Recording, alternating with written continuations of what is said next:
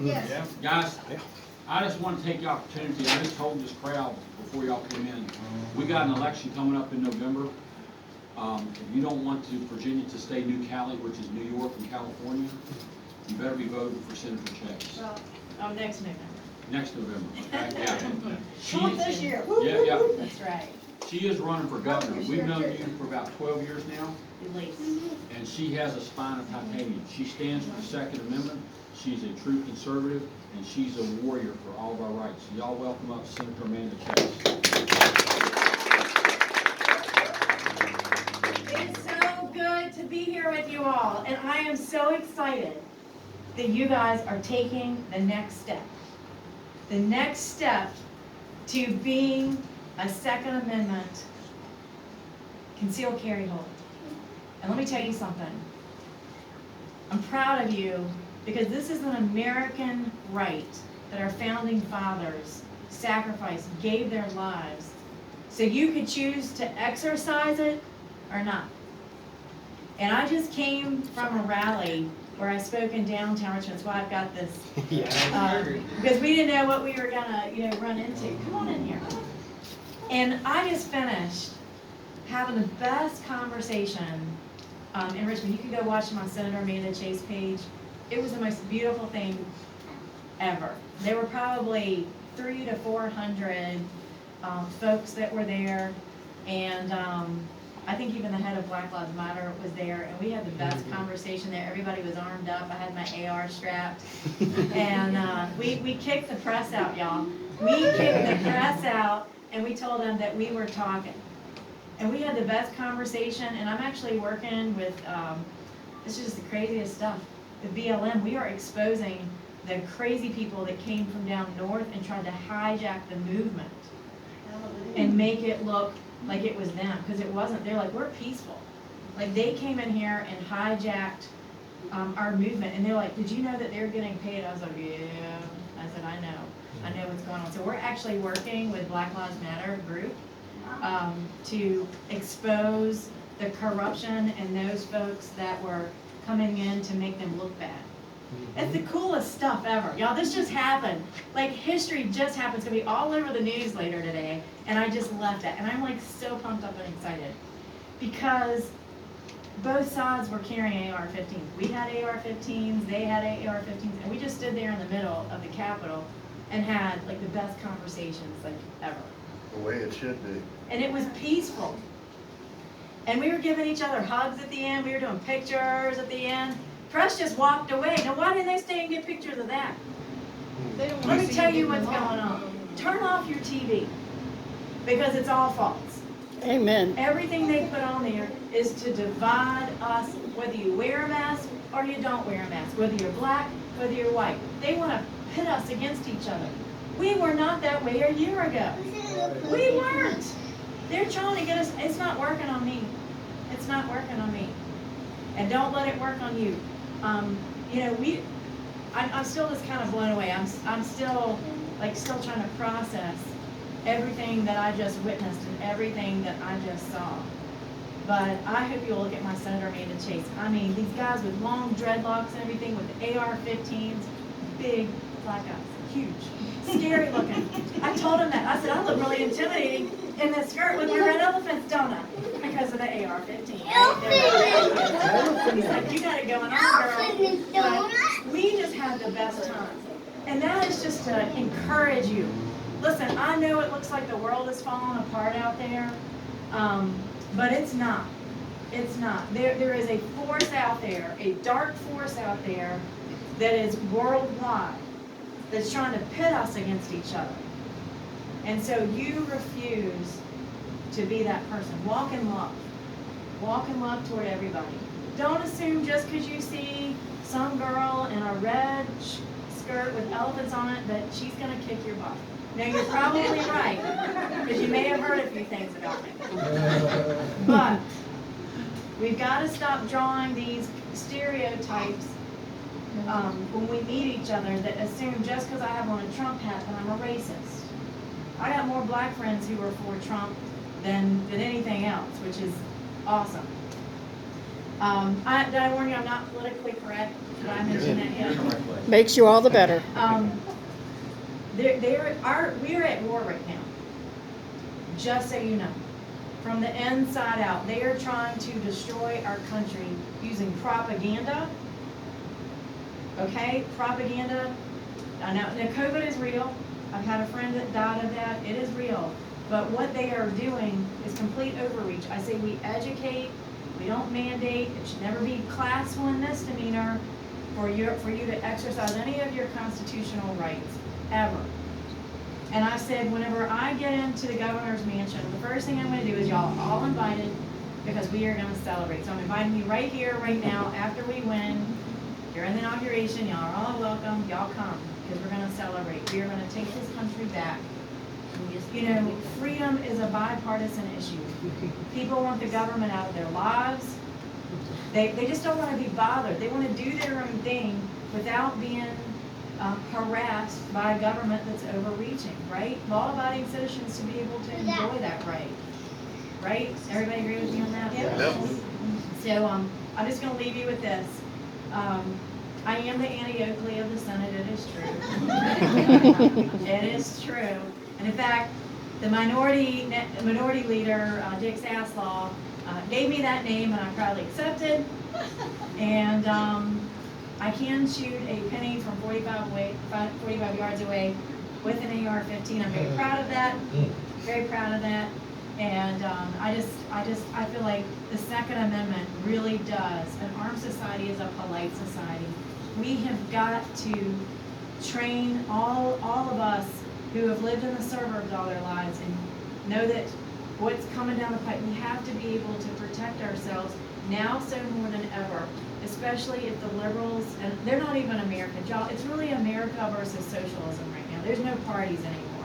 There's really not. It's, are you gonna vote for America, or are you gonna vote for socialism?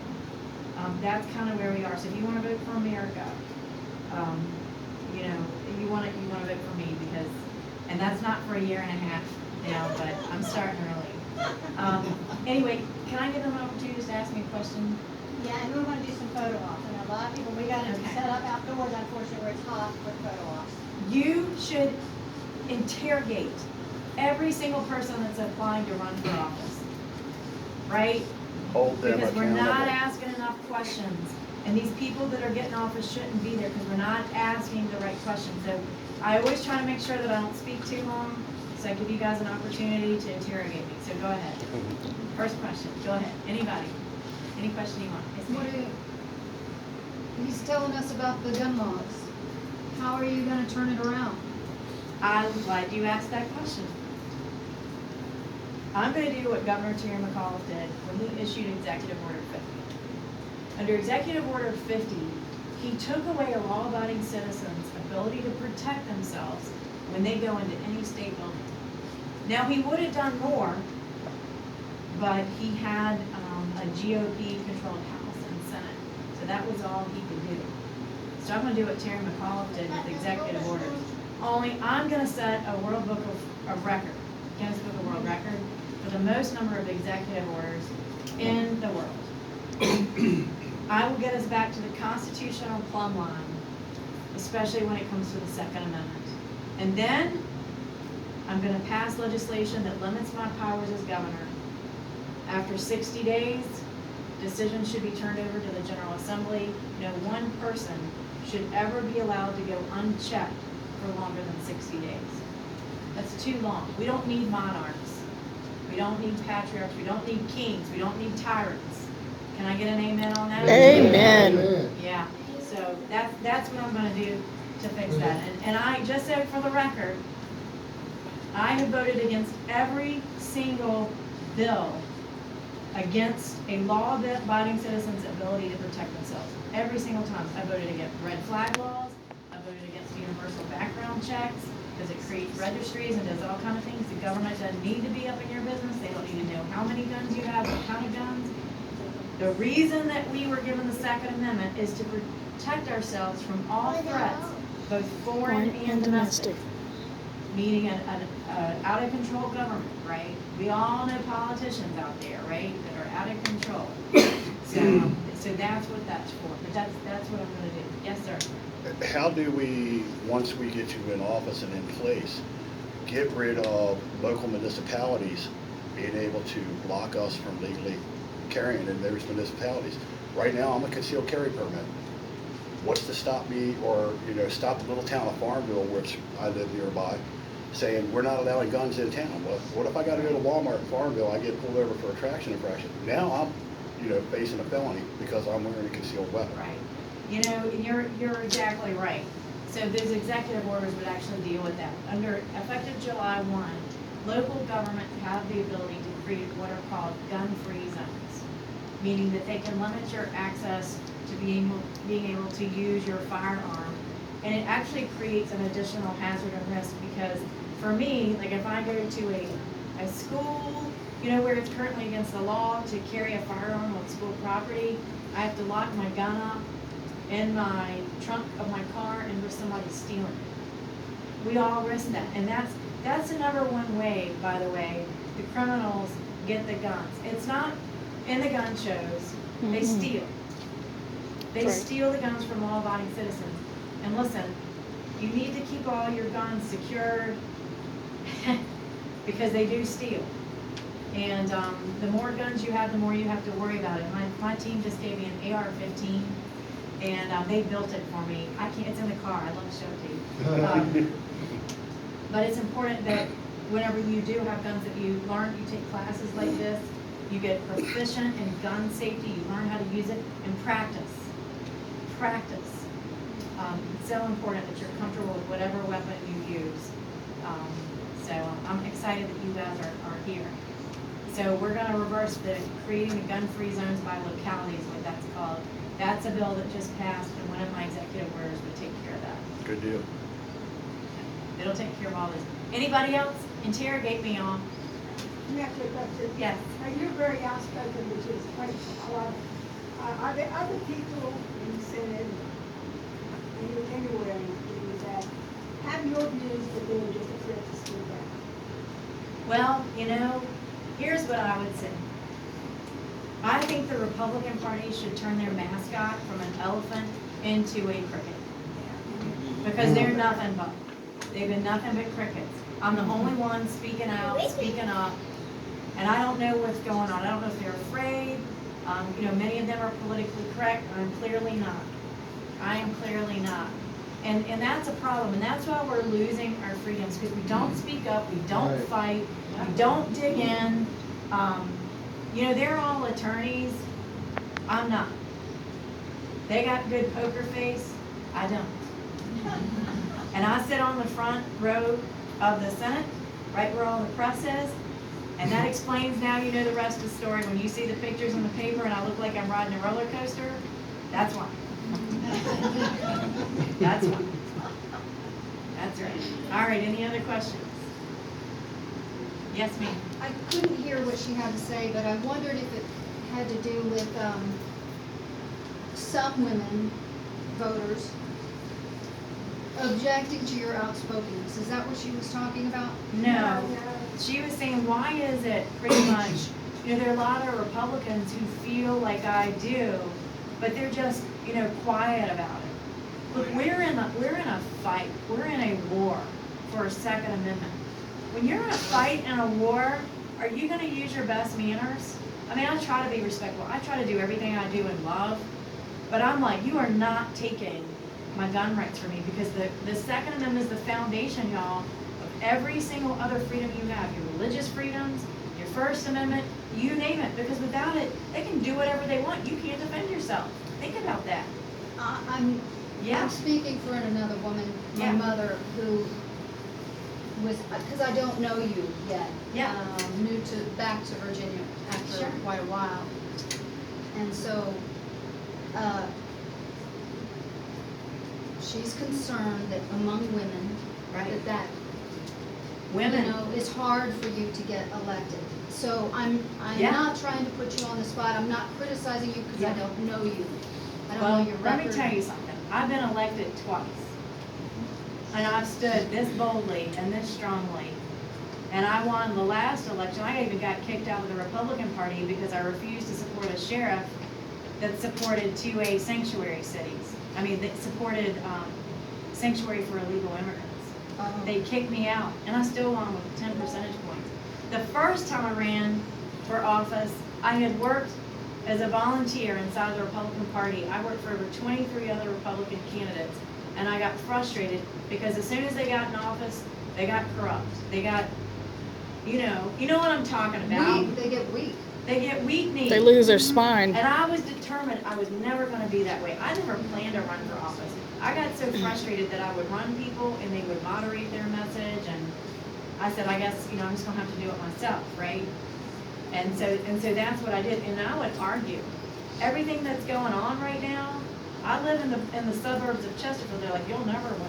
Somebody said, someone that wasn't real informed and educated said, suburban women are scared of guns. And I was like, who are you talking to? Who are you talking to? All my friends are calling me going, hey, will you teach me how to shoot? Like, we're really scared. One of my friends right up the street, I'm not even kidding you, at the Wawa up here at Winter Park, shot completely up. Wawa in Chesterfield. She was hiding in the back. And she said all I could do was pray. Her car was completely totaled. Her Mustang. And I was like, girl, I was like, you better learn to shoot. I mean, that's what I did.